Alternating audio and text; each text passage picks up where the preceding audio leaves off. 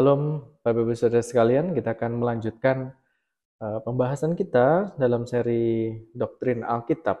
Dan sekarang kita sudah memasuki dalam bagian yang ketiga, kita membahas tentang kanonisasi Alkitab.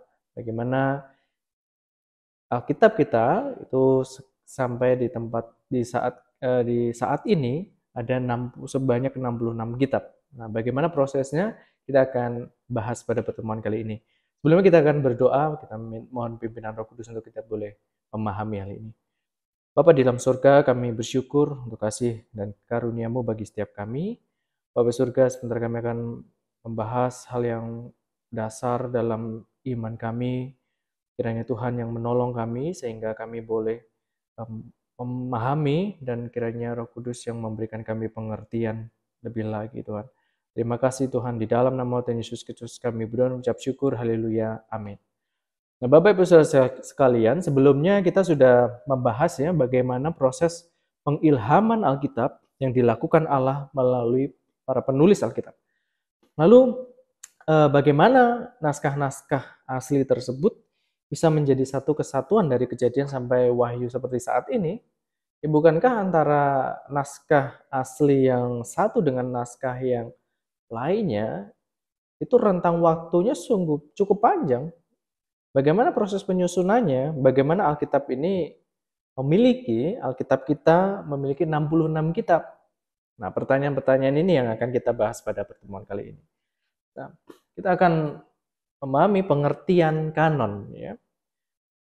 Kata kanon berasal dari kata Yunani kanon yang berarti tongkat lurus yang digunakan sebagai pengukur.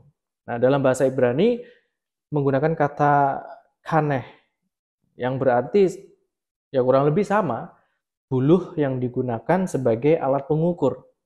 Nah, pada zaman Perjanjian Lama, kanon adalah alat untuk mengukur yang bisa berupa sebatang tongkat atau kayu sebagai pengukur atau sebagai penggaris gitu ya. Nah, di gambar ini sedang mengukur dengan menggunakan tongkat yang lurus dan juga ada tali di situ. Nah, medianya itu bisa tali, bisa buluh, atau bisa tongkat, kayu. Yang penting ada standar untuk pengukuran. Jadi kanon ini adalah alat ukur.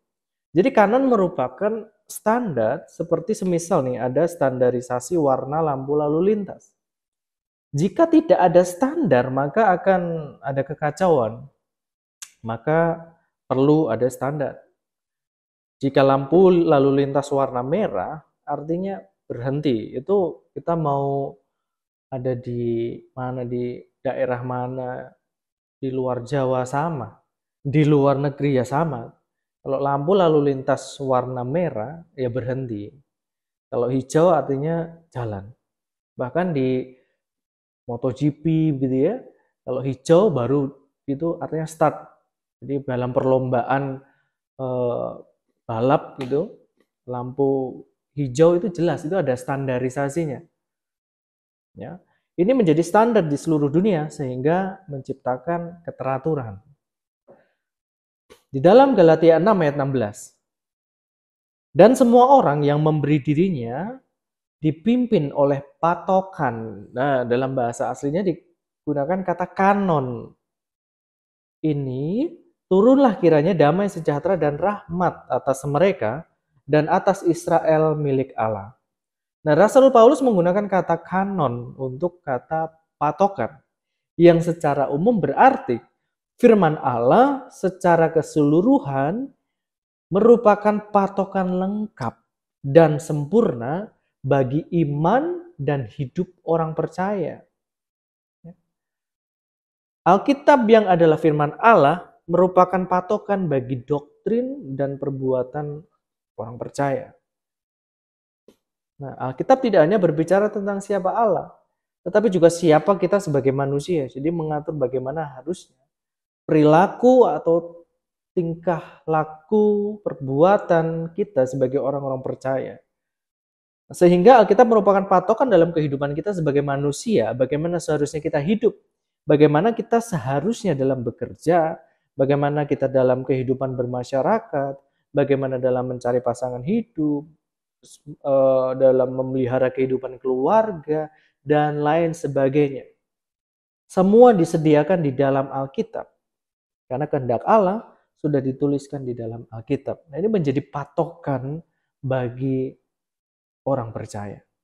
Nah, kanonisasi berkaitan dengan pemilihan, pemisahan, dan pengesahan kitab-kitab yang dinyatakan berotoritas sebagai firman Allah. Yang melalui orang-orang yang dipimpin oleh Roh Kudus, sehingga bisa dengan jelas mana kitab yang berotoritas firman Allah, mana yang bukan. Pada zaman dulu, sebelum akhirnya Alkitab kita ya, terdiri dari 66 kitab, yaitu Perjanjian Lama 39 kitab dan Perjanjian Baru ada 27 kitab. Zaman dulu tuh ada banyak tulisan-tulisan ya, atau ada ratusan kitab yang beredar dalam kurun waktu yang sangat panjang. Jadi selain ada tulisan-tulisan para nabi, tulisan-tulisan para rasul, di zaman yang sama, di waktu yang sama itu banyak juga tulisan-tulisan yang tidak memiliki otoritas firman Allah. Jadi hanya karangan manusia, catatan sejarah aja begitu ya. Nah, maka orang-orang yang dipimpin oleh Roh Kudus ini yang tahu mana kitab yang berotoritas firman Allah dan mana yang bukan. Ini proses kanonisasi. Nah, setelah melalui proses pemilihan, kemudian kitab-kitab itu dikumpulkan menjadi satu kesatuan utuh, yaitu Alkitab. Jadi kanon Alkitab menunjuk kepada sekumpulan kitab yang telah disahkan dengan standar tertentu yang menjadi patokan iman, doktrin, dan perbuatan orang percaya. Nah, pembahasan proses kanonisasi Alkitab akan dibagi menjadi dua ya, yaitu kanonisasi Alkitab Perjanjian Lama dan kanonisasi Alkitab Perjanjian Baru. Nah, sebelum itu, kita perlu pahami mengapa ada istilah Perjanjian Lama dan Perjanjian Baru. Nah, apakah dengan adanya Perjanjian Baru, maka seharusnya Perjanjian Lama tidak berlaku? Nah, sebutan Perjanjian Lama dan Perjanjian Baru itu muncul sekitar akhir abad ke-2 Masehi, berdasarkan istilah yang ditulis dalam Alkitab sendiri. Dalam Yeremia 31 ayat 31, sesungguhnya akan datang waktunya, demikianlah firman Tuhan, aku akan mengadakan perjanjian baru dengan kaum Israel dan kaum Yehuda. Jadi istilah perjanjian baru ya diambil dari Alkitab sendiri. 2 Korintus 3 ayat 14. Tetapi pikiran mereka telah menjadi tumpul, sebab sampai pada hari ini selubung itu masih tetap menyelubungi mereka jika mereka membaca perjanjian lama itu tanpa disingkapkan. Karena hanya Kristus saja yang dapat menyingkapkannya. Jadi, sekali lagi istilah perjanjian lama, perjanjian baru, itu bukan diada-adakan, tetapi ya dicomot, atau jadi diadaptasi dari istilah yang ada di dalam Alkitab sendiri. Nah, karena itulah istilah perjanjian lama dipakai untuk Tanakh Yahudi, ya, yang akan kita bahas setelah ini. Dan istilah perjanjian baru dipakai untuk tulisan-tulisan rasul atau tulisan-tulisan di masa setelah Yesus lahir.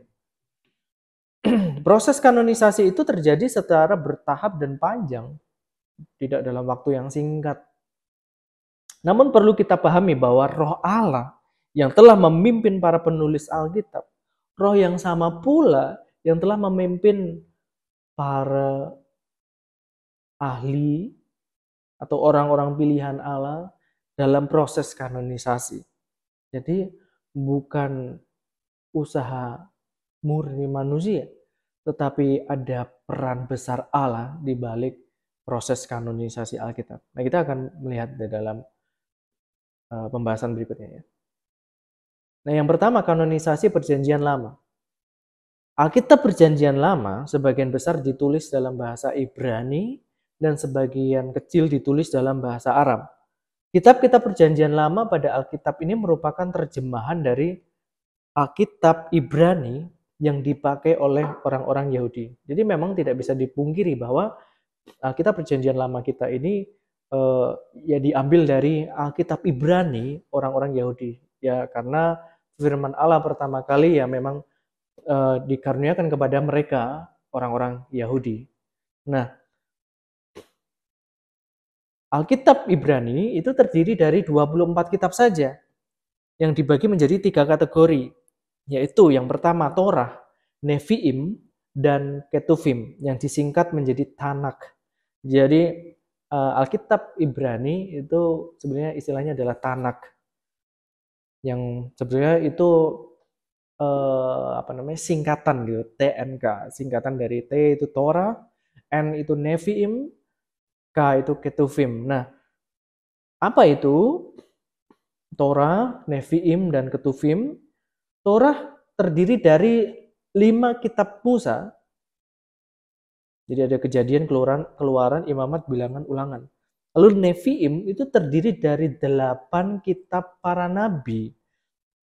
Ada Yosua, Hakim-Hakim, Samuel, Raja-Raja, Yesaya, Yeremia, Yehezkiel, 12 nabi yang dalam satu kitab itu isinya ada Hosea, Yoel, Amos, Obadya, Yunus, Mika, Nahum, Habakuk, Zefanya, Hagai, Zakaria, Maleaki itu dalam satu buku 12 nabi.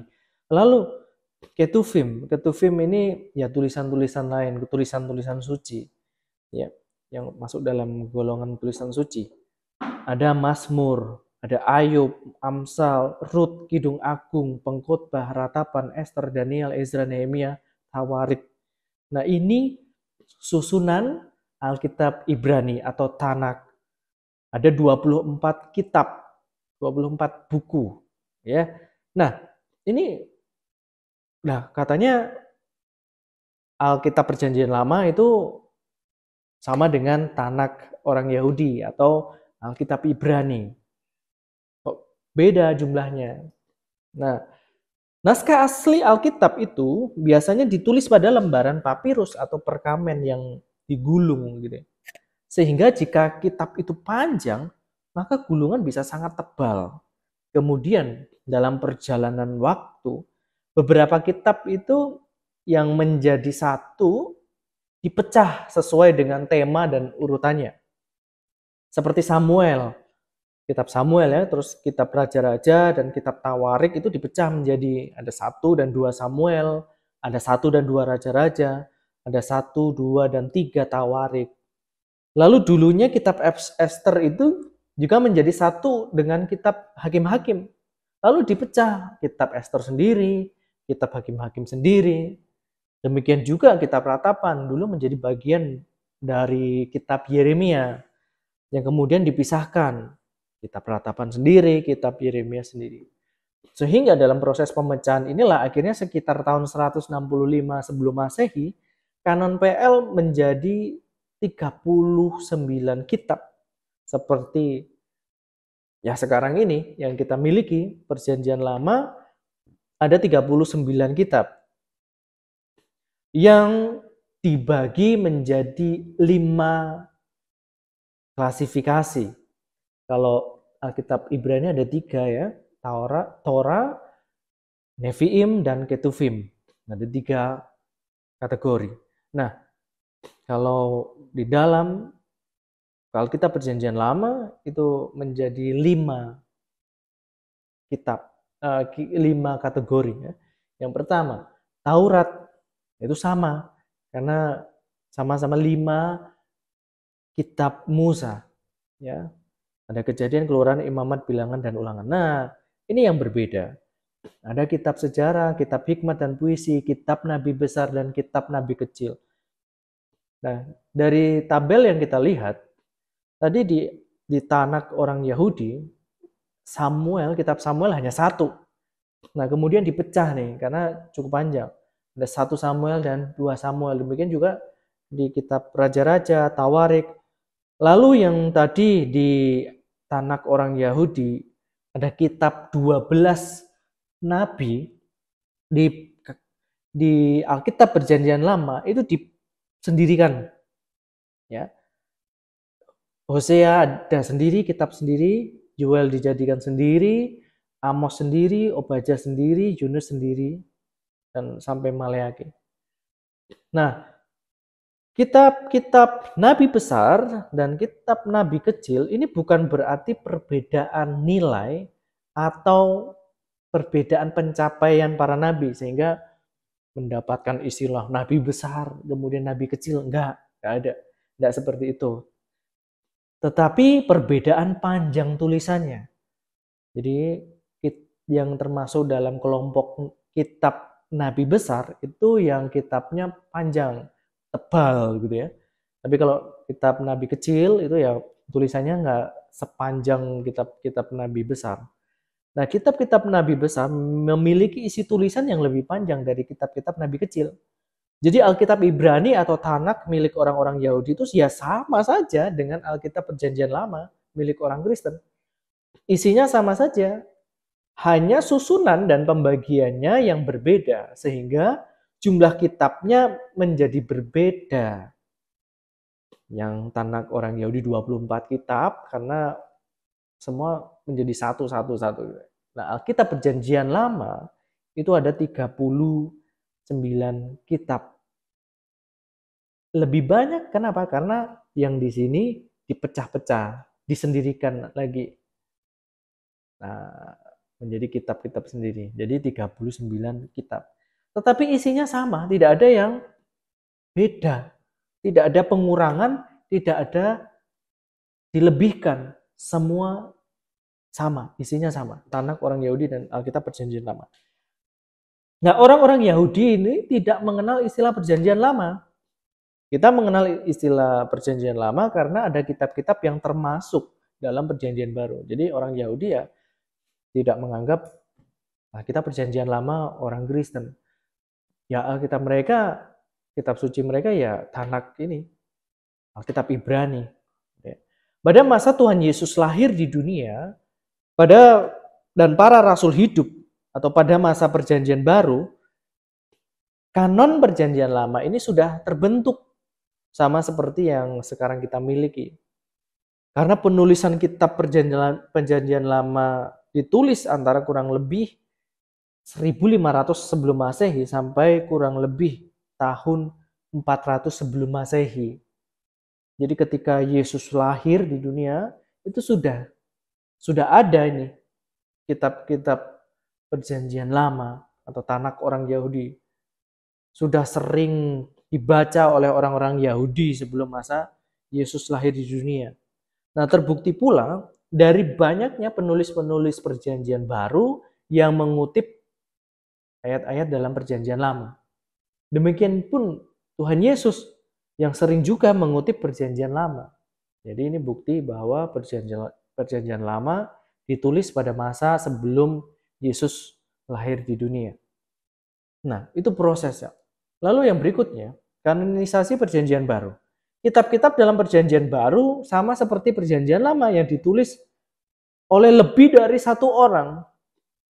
Perjanjian Baru merupakan tulisan dari para rasul maupun orang dekat rasul, yang mana ditulis dalam bahasa Yunani. Karena bahasa Yunani merupakan bahasa yang umum dipakai masyarakat pada waktu itu. Nah, tujuannya agar firman Allah dapat dijangkau oleh semua orang. Jadi seperti bahasa internasional lah gitu ya. Jadi kitab-kitab Perjanjian Baru ditulis dalam bahasa yang umum dipakai pada waktu itu, yaitu bahasa Yunani. Nah, kanonisasi Perjanjian Baru terjadi melalui proses yang panjang juga. Jadi sama saja seperti Perjanjian Lama, prosesnya panjang, tidak serta-merta langsung menjadi satu kesatuan kitab Perjanjian Baru gitu ya. Enggak. Prosesnya panjang setelah terbentuknya gereja abad pertama, di mana mulai terjadi setelah Yesus mati, Yesus bangkit, dan Yesus naik ke surga. Selama Yesus di dunia, itu belum ada tulisan-tulisan para rasul, belum ada tulisan-tulisan perjanjian baru, kitab perjanjian baru ya. Tidak satu baris pun dari kitab-kitab perjanjian baru dituliskan sampai setidaknya 10 tahun setelah kenaikan Yesus. Jadi waktu itu Injil masih dalam bentuk verbal. Pemberitaannya masih lisan oleh para rasul. Nah, kitab perjanjian baru yang pertama ditulis itu surat 1 Tesalonika. Itu baru ditulis sekitar tahun 50 Masehi. Sedangkan kitab terakhir yang ditulis yaitu kitab Wahyu. Ditulis pada sekitar tahun 90 sampai 100 Masehi. Jadi sebelum abad pertama Masehi itu kitab-kitab perjanjian baru ditulis. Nah, mengapa ditulis? Karena saksi hidup pertama yang hidup bersama Yesus banyak yang meninggal. Akhirnya harus nih dirasa perlu untuk menulis supaya itu tidak tereduksi. Kalau hanya lisan mungkin ingatan orang kan ya orang ada yang punya kemampuan memori jangka panjangnya baik. Tetapi juga tidak sedikit yang memori jangka panjangnya itu buruk. Memori jangka pendeknya mungkin baik. Tapi ketika memori jangka panjang itu dia lemah. Maka perlu tulisan. Dan bagaimana contoh gini, bagaimana pemikiran saya bisa dikenang, bisa dipahami oleh generasi di bawah saya, baik itu generasi kedua, ketiga, keempat. Nggak cukup hanya melalui orang terdekat saya menceritakan. Itu sudah pasti ada reduksi pemahaman, pemikiran, tidak murni gitu. Maka perlu saya tulis. Saya perlu menulis buku. Nah, maka generasi-generasi saya berikutnya akan bisa memahami pemikiran, pola pikir saya, konsep berpikir saya, pemahaman saya melalui buku yang saya tulis. Nah, demikian bagaimana atau alasan mengapa kitab perjanjian baru ditulis setelah 10 tahun Yesus naik ke surga. Karena dulu orang merasa, aduh, langsung lah, beritakan Injil langsung gitu kan. Tetapi perlu untuk menjaga keutuhan itu, tulisan-tulisan atau kata-kata pengajaran Yesus, pengajaran para rasul dalam bentuk tulisan. Supaya tidak ada reduksi pemahaman atau pengertian. Waktu itu 27 kitab perjanjian baru, ya 27 kitab perjanjian baru itu saat ini ya. Tapi dulu tidak semuanya langsung diterima sebagai kanon. Karena itu prosesnya panjang dan sangat ketat ini. Pada sekitar abad 4 Masehi, diadakan konsili di kota Hippo pada tahun 393 Masehi dan konsili di kota Kartago pada tahun 397 Masehi. Nah, konsili ini merupakan pertemuan bapak-bapak gereja untuk membahas dan menentukan mana kitab-kitab yang berotoritas firman Allah yang mewakili ajaran Tuhan Yesus dan mewakili pemikiran para rasul sehingga ada standar atau patokan yang jelas agar tidak ada perbedaan kitab di antara gereja-gereja. Perlu ada standar dikarenakan ada banyak tulisan-tulisan yang tersebar ketika itu. Yang tersebar termasuk tulisan-tulisan sepertinya bernuansa rohani gitu ya. Tetapi tidak berotoritas firman Allah karena tidak mencatat ajaran Tuhan Yesus Kristus, tidak mencatat pemikiran para rasul. Dan juga banyak waktu itu tersebar tulisan-tulisan bidat dan ajaran-ajaran sesat yang mengatasnamakan kekristenan. Seperti contoh ada tulisan dari aliran Gnostik, misal Injil Filipus, Injil Yudas, Injil Maria, dan masih banyak lagi. Ya, dikatakan di situ Yesus mencium bibir Maria Magdalena. Ini kan ngawur gitu ya. Jadi banyak sekali tulisan-tulisan bidat yang bernuansa mistis. yang tersebar kala itu. Sehingga perlu ada kanonisasi supaya gereja tidak bingung. Jadi banyak sekali waktu itu kitab-kitab yang membingungkan, yang menggunakan nama-nama rasul, tetapi ajarannya bertentangan dengan ajaran Tuhan Yesus dan para rasul. Nah, di kedua kota itulah, kota Hippo dan kota Kartago, Alkitab Perjanjian Baru dikanonkan, sehingga menjadi patokan yang jelas bagi semua orang Kristen di seluruh dunia. Waktu sebelum dikanonkan, waduh, itu ada beberapa gereja lokal di zaman itu yang menolak tulisan-tulisan Rasul Paulus. Ada yang menolak di gereja yang lain menolak kitab Ibrani karena dirasa ini nggak jelas penulisnya siapa ini, nggak tahu penulisnya siapa, jangan-jangan bukan rasul yang menulis. Maka ada gereja yang menolak kitab Ibrani. Nah, padahal kitab Ibrani juga tidak bertentangan dengan ajaran Tuhan Yesus dan pemikiran para rasul. Nah, maka penting dan perlu untuk dikanonkan sehingga menjadi standar atau menjadi patokan yang jelas bagi semua orang Kristen di seluruh dunia sampai saat ini. Nah, kitab Perjanjian Baru dibagi menjadi 5 kategori. Yang pertama, Injil. Ya, terdiri dari 4 kitab Injil, yaitu Matius, Markus, Lukas, dan Yohanes. Lalu ada kitab sejarah, yaitu kitab para rasul. Ini menceritakan sejarah penginjilan pelayanan para rasul. Lalu ada surat Paulus. Nah, ini ya mendominasi Alkitab Perjanjian Baru.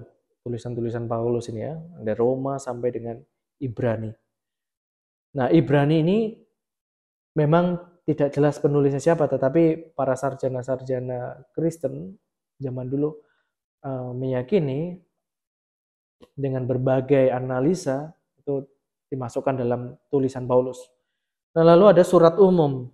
Ada Yakobus, 1 Petrus, 2 Petrus, dan Yudas. Nah, Yakobus ini bukan Rasul Yakobus ya. Yudas juga bukan Yudas Iskariot, tetapi Yakobus ini adalah saudara Yesus. Yudas itu saudara Yakobus, yang berarti juga saudara Yesus. Jadi Yakobus dan Yudas ini orang dekat Yesus. Jadi menulis kitab, maka dimasukkan dalam kanon Perjanjian Baru. Lalu ada jenis sastra apokaliptik.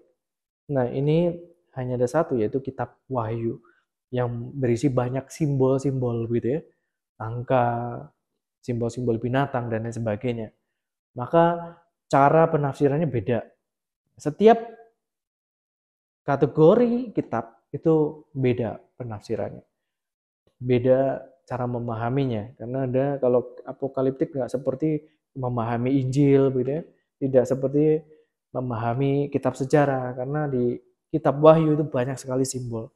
Nah, di tahun lalu kita sudah membahas ya khotbah mingguan yang gereja kita itu seri kitab Wahyu dari pasal pertama sampai yang terakhir. Jadi kita sudah mempelajari itu bagaimana menafsirkan kitab Wahyu. Nah, lalu kriteria kanonisasi Perjanjian Baru. Yang pertama, bukan hanya karena usia kitabnya tua. Memang ya, semakin tua usia sebuah kitab, itu menunjukkan catatan kitab itu mendekati peristiwa aslinya. Contoh kitab buku mencatat sejarah misalnya kemerdekaan Indonesia begitu ya. Ditulisnya tahun 2023. Itu sudah terlampau lama jauh. Maka harusnya ada tulisan-tulisan yang mencatat itu paling enggak di tahun 48, tahun 50, tahun 53, itu mendekati peristiwa aslinya, maka tulisan-tulisan itu bisa diyakini benar. Nah, tetapi kriteria kanonisasi PB bukan hanya karena usia kitabnya tua, Karena banyak ya di zaman para rasul hidup, itu pun sudah banyak tulisan-tulisan bidat. Maka kalau dilihat rentang waktunya, itu termasuk tulisan kuno, kitab tua, tetapi ternyata isinya bertentangan. Ya, jadi bukan hanya karena usia kitabnya tua. Lalu yang kedua, ya, yang kedua bukan hanya karena isinya bersifat supranatural. Enggak. Isinya peristiwa-peristiwa ajaib, unik. Ya, enggak. Tidak hanya itu. Karena tulisan-tulisan bidat itu pun juga banyak mengandung unsur-unsur mistis. Yang ketiga, bukan hanya karena isinya menceritakan Tuhan Yesus. Nah ini, banyak Injil yang menuliskan tentang Yesus, tetapi isinya ngawur. Contoh, Gospel Infancy of Jesus atau Injil masa kecil Yesus, yang menceritakan masa kecil Yesus yang mungkin kita pernah dengar ya. Waktu Yesus kecil itu pernah membuat burung dari tanah liat, lalu ditiup, burung itu hidup, gitu ya. Jadi banyak menceritakan hal-hal supranatural semasa kecil Yesus yang tidak dicatat di dalam kitab Injil. Dalam kitab Injil tidak mencatat kisah Yesus dari usia 13 sampai 29 tahun. Maka muncul nih Injil-Injil palsu yang mencoba merekayasa sesuatu yang tidak ada di dalam kitab Injil yang asli, terus dikarang nih. Nah, gimana supaya kelihatan hidup, kelihatan masuk akal nih? Yesus ngapain aja nih kalau begitu usia 13 sampai 29 tahun? Nah, supaya menghidupkan atau menekankan kemahakuasaan Yesus nih. Wah, keilahian Yesus, maka dibuat rekayasa cerita. Wah, Yesus dulu waktu kecil pernah bentuk burung dari tanah liat, terus ditiup burung itu hidup. Nah, dan lain sebagainya. Nah, sepertinya menceritakan Tuhan Yesus, tetapi ternyata ngawur ya. Ngawur. Jadi bukan hanya karena isinya menceritakan Tuhan Yesus. Ketika 4 Injil tidak menceritakan itu, ya sudah. Artinya ada hal-hal yang perlu untuk diketahui orang percaya, ada hal-hal yang tidak diketahui oleh orang-orang percaya, dan itu menjadi misteri dari Allah. Ya. Ada kehendak Allah yang dinyatakan, ada kehendak Allah yang memang belum disingkapkan. Baru disingkapkan baru ketika nanti kita ada di surga bersama-sama dengan Allah, baru kita memahami betul siapa Allah, apa menjadi keinginan hati. Nah, yang keempat, bukan hanya karena nama kitabnya adalah nama seorang rasul. Nah, tidak semua rasul Tuhan Yesus itu menulis kitab. Yang banyak menulis kitab memang Rasul Paulus. Tetapi tidak semua ke-12 11 murid Yesus itu menulis kitab. Injil-injil palsu yang ditulis oleh orang-orang yang tidak bertanggung jawab menggunakan nama Rasul Yesus agar bisa diterima orang. Padahal isinya ngawur. Isinya bertentangan dengan kitab Injil yang benar. Contoh Injil Petrus, Injil Yudas, Injil Barnabas, dan lain sebagainya. Sepertinya pakai nama rasul. Tetapi yang menulis bukan rasul itu. Petrus tidak menulis. Ya. Yudas. Injil Yudas ini Yudas Iskariot ya. Enggak menulis. Injil Barnabas enggak. tidak menulis. Jadi kriteria kanonisasi Perjanjian Baru bukan hanya karena nama kitabnya adalah nama seorang rasul. Jadi merupakan proses yang panjang. Karena ratusan ribuan bahkan ya kitab-kitab yang tersebar waktu itu. Nah, Lalu kriteria kanonisasi perjanjian baru yang benar, kalau yang tadi yang bukan hanya karena yang ini yang benar. Yang pertama, bersifat apostolik atau bersifat kerasulan. Nah, maksudnya gimana? Yang pertama ya, kitab-kitab itu ditulis pada masa para rasul masih hidup. Apa yang para penulis kitab itu tulis, baik kitab Injil maupun surat-surat, ditulis pada masa mendekati peristiwa yang sesungguhnya. Mendekati peristiwa yang sesungguhnya. Lalu yang kedua ya, bersifat apostolik atau kerasulan. Kitab-kitab itu memiliki otoritas kerasulan. Maksudnya gimana ya? Markus dan Lukas itu bukan rasul Yesus, tetapi tulisannya masuk dalam kanon. Ada Injil Markus, ada Injil Lukas ya. Ini karena tulisan mereka memiliki otoritas kerasulan. Markus merupakan murid Rasul Petrus. Jadi ada hubungan dekat dengan rasul. Maka Markus ini menulis dalam otoritas Petrus, sang rasul.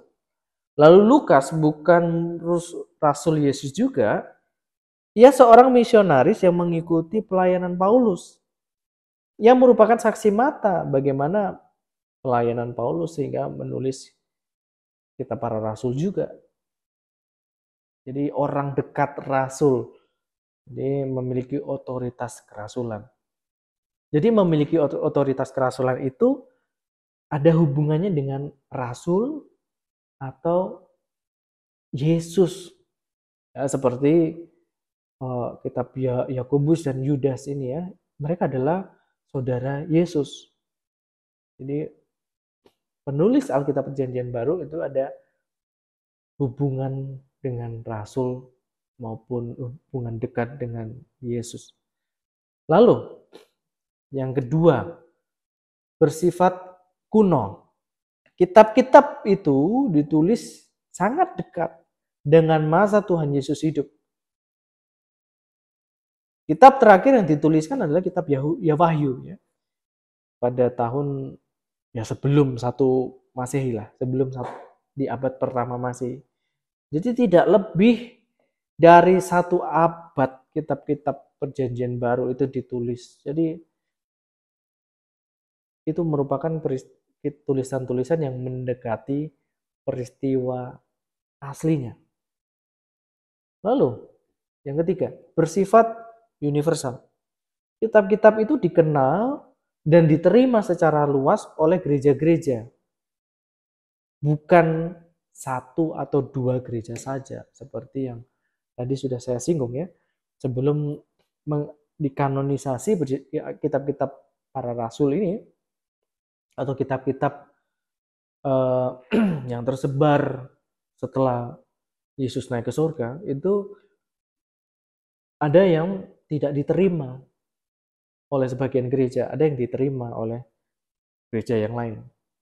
Nah, maka kriteria kanonisasi PB harus kitab yang bersifat universal yang diterima oleh gereja-gereja. Ada gereja loh, ini kitab ini kok nggak sesuai ya dengan ajaran Kristus yang kita pahami, yang kita miliki nih kitabnya yang pernah kita baca. Kitab ini kok, kitab ini sama, ini mendukung atau tidak berkontradiksi dengan kitab yang ini yang menulis ajaran Yesus dan tulisan-tulisan para rasul. Oke, ini bisa diterima. Jadi sifatnya universal, semua gereja menerima itu. Lalu bersifat ortodoks. Nah ini bukan maksudnya adalah bukan terus kuno begitu ya, enggak. Ortodoks ini artinya kitab-kitab itu tidak bertentangan dengan ajaran Tuhan Yesus dan para rasul. Melainkan isinya itu saling melengkapi, tidak berkontradiksi.